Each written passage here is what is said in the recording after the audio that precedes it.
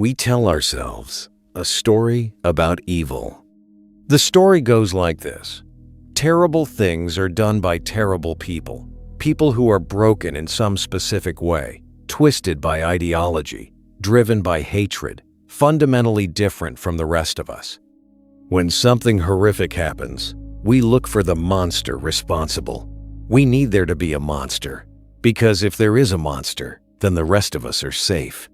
The rest of us are not like that. Hannah Arendt spent 2 years at the trial of Adolf Eichmann, one of the primary architects of the Holocaust, and what she found destroyed this story completely. He was not a monster. He was, in her words, terrifyingly normal. And what she understood from that, the conclusion she reached that made many people furious, and that philosophy has been wrestling with ever since, is that terrible things are not primarily the work of monsters. They are primarily the work of ordinary people who have stopped thinking. Arendt was born in Germany in 1906, studied philosophy under Martin Heidegger and Karl Jaspers, and fled Nazi Germany in 1933 when Hitler came to power. She spent years as a stateless person, moving through France and eventually to New York, where she became one of the most important political thinkers of the 20th century. Her personal history was not abstract. She had lived inside the catastrophe she later tried to understand. She had lost her country, her citizenship, her safety, not because of anything she had done, but because of what she was. She knew, from the inside, what it meant to be made superfluous by a system that had stopped seeing her as a person. When Adolf Eichmann was captured in Argentina in 1960 and brought to trial in Jerusalem, Arendt went to cover it for The New Yorker. She expected to see a fanatic, a true believer, someone whose inner life matched the scale of the crimes. What she found was a bureaucrat, a man who spoke in clichés, who was incapable of saying anything that was not a stock phrase, who kept telling the court how he had always done his duty, always followed orders, always been a good employee. A man who, when asked why he had done what he had done, could not think of a single original reason. Not because he was hiding something, because there was nothing to hide. There was no depth there. No ideology, no hatred, no grand scheme. Just a man who had wanted to advance his career and had never really thought about what the career required. Arendt called this the banality of evil, and she meant it very precisely. Not that evil is trivial, but that it does not require anything extraordinary in the person who does it. It requires only thoughtlessness. Arendt went to Jerusalem expecting a monster and found a man who had simply stopped thinking. What she concluded was that thoughtlessness is not a personality flaw, it is a capacity we all have. The capacity to go along, to follow the procedure, to stop asking what we are actually doing and to whom. Think about a moment in your own life when you did something that you later regretted, not because you were cruel, but because you were not thinking. Not because you wanted to hurt someone, but because you were moving on autopilot. Leave it in the comments, even in one sentence, if you are willing, and subscribe to the Lucid Mind. Not because this is comfortable viewing, because this is the kind of question we should be sitting with. Arendt was very specific about what she meant by thoughtlessness. She did not mean stupidity. Eichmann was not stupid. He was competent, organized, effective at his job. She did not mean lack of knowledge. He knew what was happening. He knew where the trains were going. What she meant was something more specific and more disturbing: the inability to think from the standpoint of someone else. The inability to stop and ask, what is this like for the person on the other end of what I am doing? What is it actually like to be them, right now, because of what I am doing?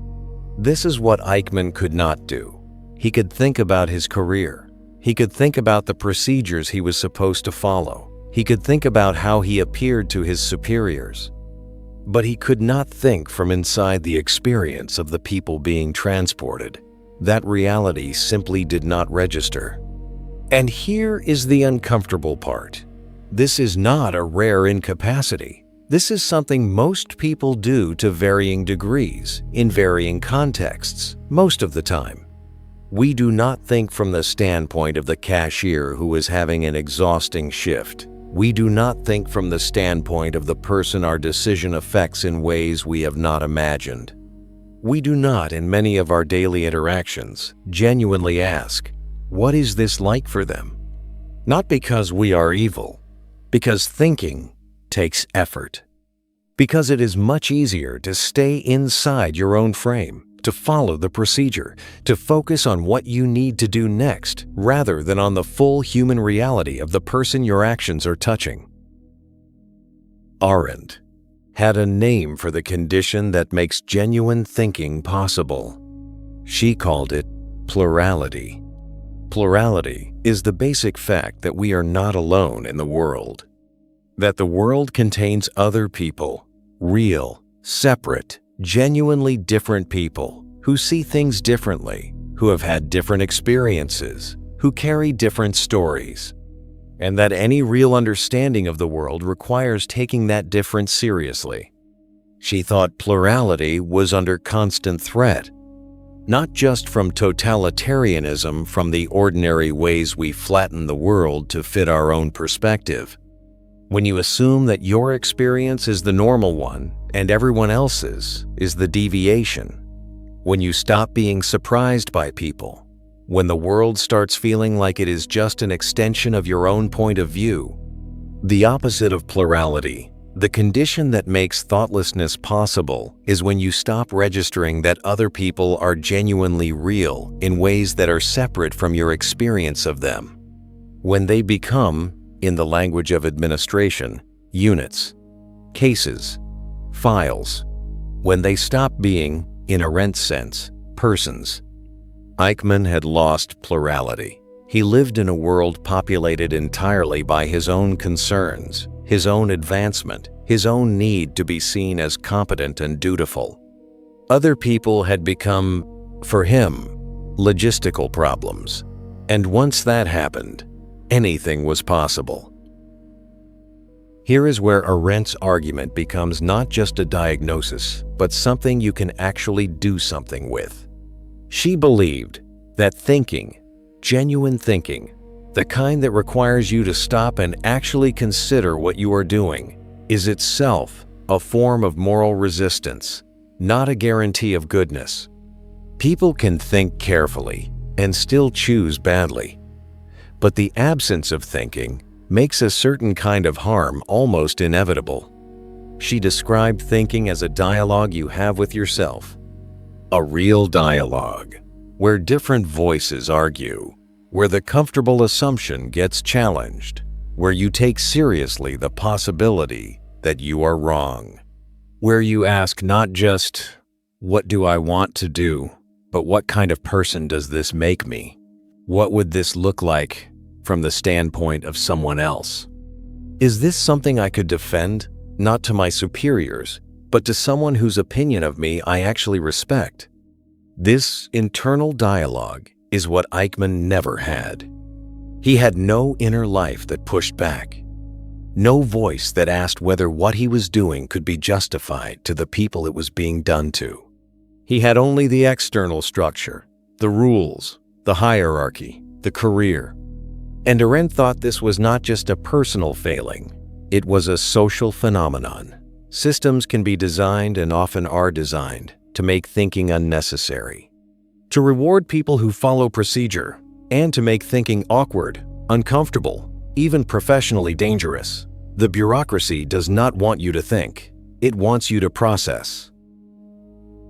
Arendt did not leave the argument in this bleak place. She had two concepts that pointed toward a way through. The first was forgiveness. She argued that forgiveness is not a soft moral option. It is a political and practical necessity. Because human beings act in conditions of uncertainty and imperfection, we constantly do things that we cannot fully anticipate the consequences of. We hurt people without meaning to. We participate in systems that harm others without fully understanding what we are participating in. If there were no possibility of forgiveness, if every action were permanent, and unredeemable human life would become impossible, we would be paralyzed by the weight of what we have already done. Forgiveness, for Arendt, is what releases the past. It is the act that says, what happened does not have to determine what happens next. You are not permanently defined by your worst moments. Neither is the person who wronged you. This is not the same as saying what happened was acceptable.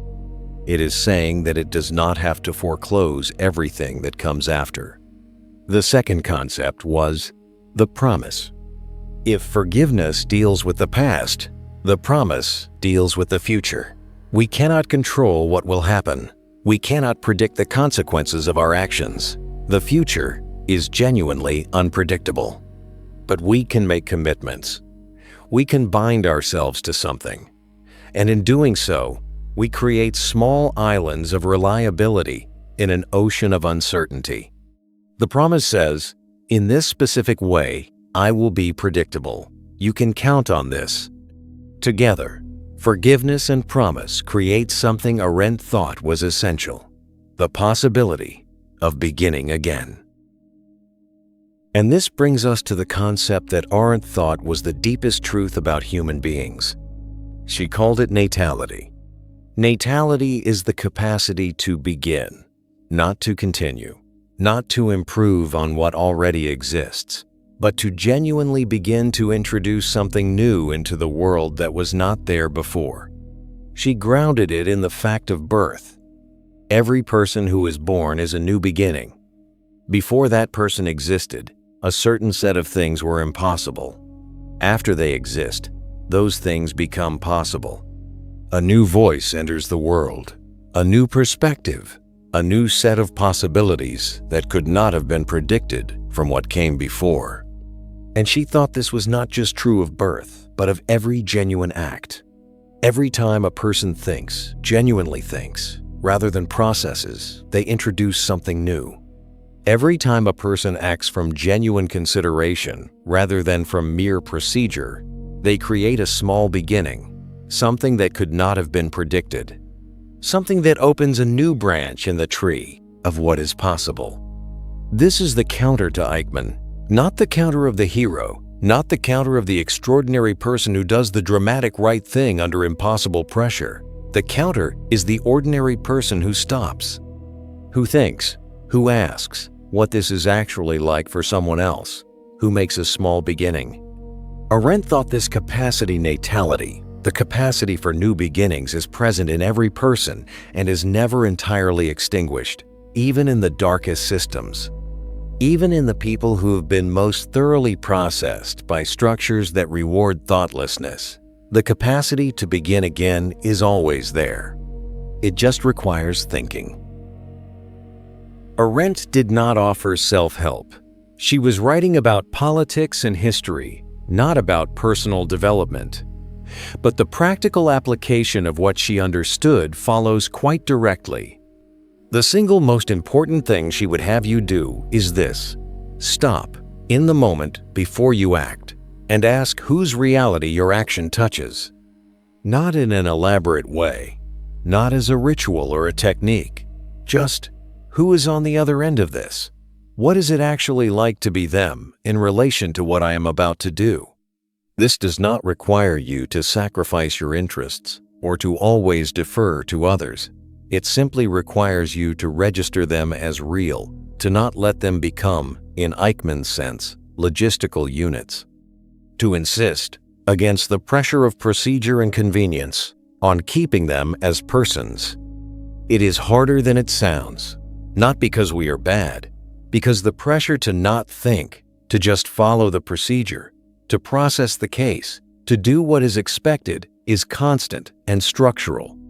The world is designed in many places to make this kind of thinking unnecessary, uncomfortable, slow. But natality means that you are never entirely at the mercy of that pressure.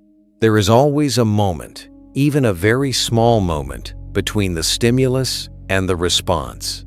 And in that moment, you can begin. Hannah Arendt died in 1975, mid-sentence, at her typewriter. She was working on a book about judgment, the third volume of a trilogy on thinking, willing, and judging. The book was never finished. The last word she typed was Socrates. She had spent her life insisting on the importance of thinking, not as an academic exercise, as the most politically and morally urgent activity available to ordinary people, as the thing that stands between us and the capacity to do harm without realizing it. Eichmann, she thought, was not an exception.